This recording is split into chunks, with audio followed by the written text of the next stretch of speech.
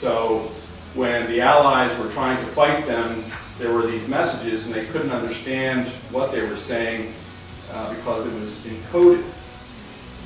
And so they bring together all these mathematicians, and Alan Turing is among them, and it's urgent work and it's tragic work because as they're trying to solve what amounts to a math puzzle, people in boats and airplanes and trenches are dying.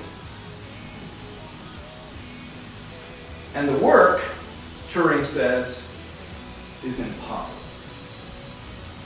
Turing impresses upon his team that no human being will be able to solve the problem.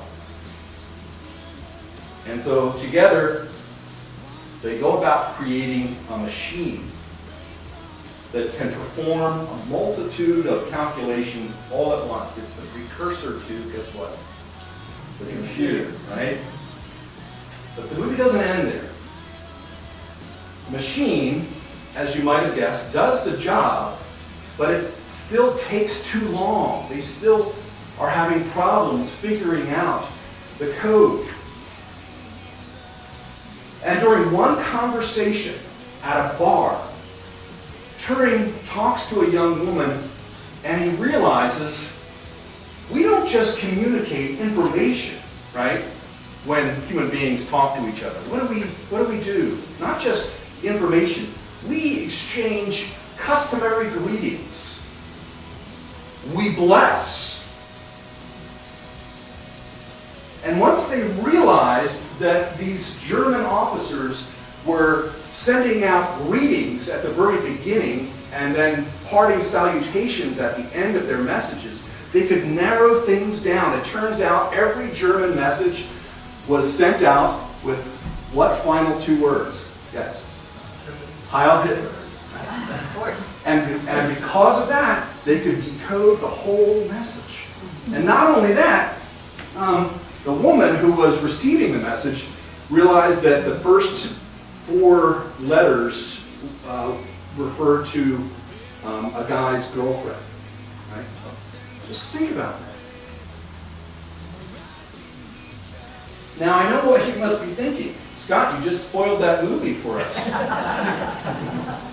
But really, what I'm trying to say is that human beings, right? Living, breathing, bleeding, sweating human beings are blessed by God. And we are privileged to trace that blessing back at every point to the living God. When the war was over, Turing's colleague came to him because he was depressed because they had accomplished their mission. And she says to him, "Do you know this morning I was on a train that went through a city that wouldn't exist if it weren't for you? I bought a ticket from a man who would likely be dead if it weren't for you. I read up on my work, a whole field of scientific inquiry that only exists because of you. Now, if you wish you could be normal, I can tell you I do not. I promise you, I do not want you to be normal. The world is infinitely better because you weren't normal." My friends, bless you. Origin is not normal. Thank God. Jim's going to bless you.